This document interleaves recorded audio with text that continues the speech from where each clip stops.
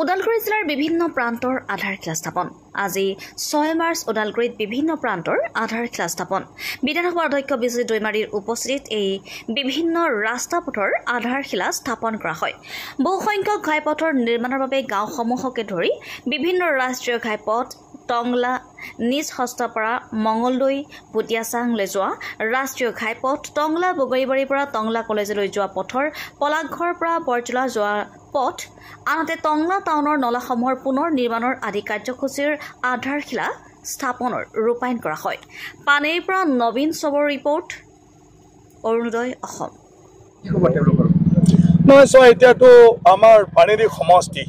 আজি যাৰ কৃপাত ইমান আমি উন্নতি হৈছো মুখ্যমন্ত্ৰী হিমন্ত বিশ্ব শৰ্মা ডাঙৰীয়াক আৰু শক্তিশালী কৰিব লাগে তেখেতৰ ওপৰত মোদী ডাঙৰীয়া আছে গতিকে মই এইটো মোৰ সমষ্টি মই বিচাৰো মানে পুনৰবাৰ মোদী চৰকাৰ হ'ব লাগে আৰু মুখ্যমন্ত্ৰী ডাঙৰীয়া মোদী ডাঙৰীয়া মিলি ফালে যাহাতে আমাৰ পানীত আজি 1000 দিছে আৰু যেন 5000 কোটি টকাৰ আঁচনি আৰু আমাক দিব পাৰে গতিকে সকলো ৰাইজে আমি উন্নয়নৰ হকেহে ভোট দিব লাগে আৰু যেটো আজি অকল ৰাস্তা পদূলি নহয়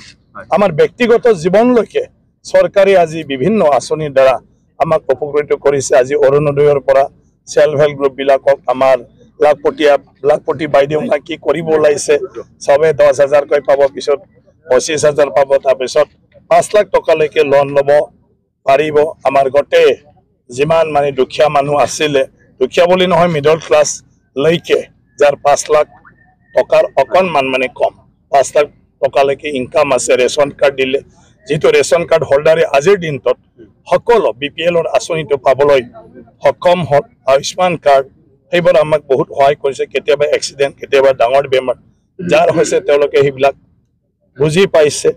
গতিকে ইয়াৰ পিছত যেটো আৱাস যোজনা আছিল ঘৰ গতিকে ঘৰটো শেষ হৈছিল কিন্তু মোদী ডাঙৰীয়া আৰু হিমন্ত বিশ্ব শৰ্মা ডাঙৰীয়া আজি ঘোষণা কৰিছে যে সবে আকৌ এপ্লাই কৰিব লাগে যিমান থাকি গল পাকা ঘৰ যাৰ নাই তেওঁলোকক আকৌ ঘৰ দিব কৃষকক তেনেকুৱা দিছে গতিকে তেনেকুৱা ধৰণৰ ব্যক্তিগত জীৱনলৈকে আজিৰ চৰকাৰে চাইছে গতিকে নিশ্চয় ৰাইজে হিতই ভাল পাইছে আৰু সবে বিচাৰে যে তেনেকুৱা ধৰণৰে আমাৰ উন্নয়ন চলি থাকক আৰু সেই ব্যক্তিবিলাকে আমাৰ দেশখন পৰিচালনা কৰি থাকক আমাৰ আঁচনি আছিল আৰু যিবোৰ টেন্ডাৰ হৈ পালে এতিয়া কাম কৰিব আমি বহুতে আৰম্ভ কৰি দিলো আমাৰ 12টা ড্ৰেইনৰ আঁচনি আছিল এটো আমি সকলোতে আজিয়ে আৰম্ভ কৰি দিলো আৰু টংলা টাউনৰ সংযোগী পথ আমাৰ 4-5টা মান আছিল এটো আমি আৰম্ভ কৰি দিলো এটা গৌৰৱ পথ এটো আমি আৰম্ভ কৰি দিছো তাৰ পিছত কেইটামান টংলা টাউনৰ বাহিৰত আমাৰ ৰাস্তা আছে ওয়াৰ্ডৰ বাহিৰত এটো আমি কৰিছো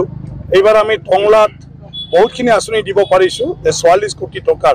আমাৰ পানী যোগান আঁচনি এতিয়া চলি আছে ডিসেম্বৰ মানৰ ভিতৰত খোৱা পানী আমি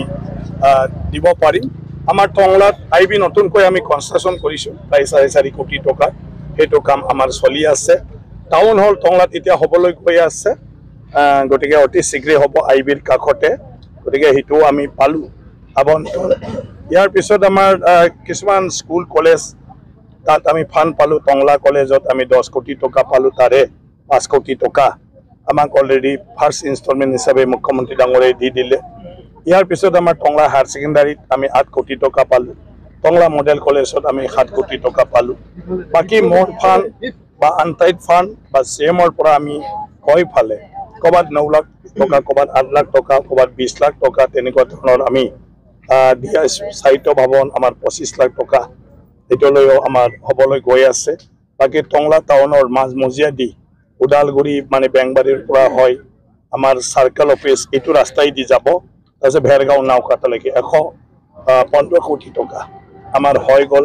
আসাম মালা আৰু মুখ্যমন্ত্ৰী 10 মাৰ্চত ভেৰগাঁৱত আহি ইয়াৰ শুভাৰম্ভ কৰিব বগামাটিৰ পৰা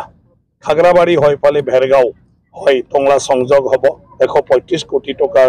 কাম নিশ্চিত আঁচনিৰ আণ্ডাৰত মুখ্যমন্ত্ৰী ডাঙৰীয়া যেটো আমাক দিলে ইয়াৰো আমাৰ আৰম্ভ হ'ব টেন্ডাৰ হৈ সব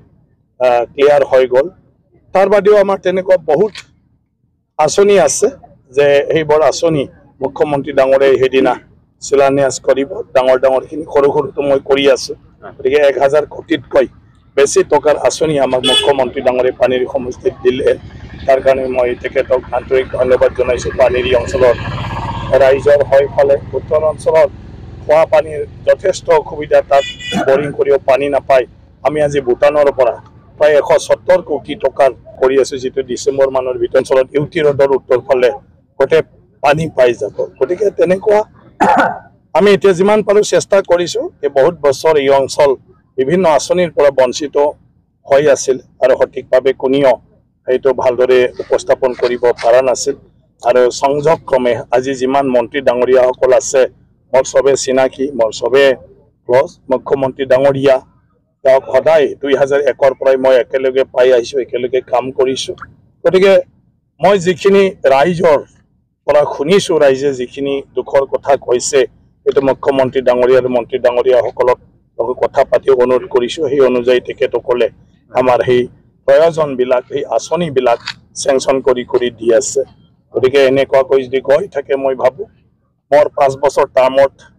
সব কাম হৈ যাব ইয়াৰ পিছত আৰু মোৰ দৰকাৰ নাই আৰু মানে বেকাৰ হৈ যাম পিছত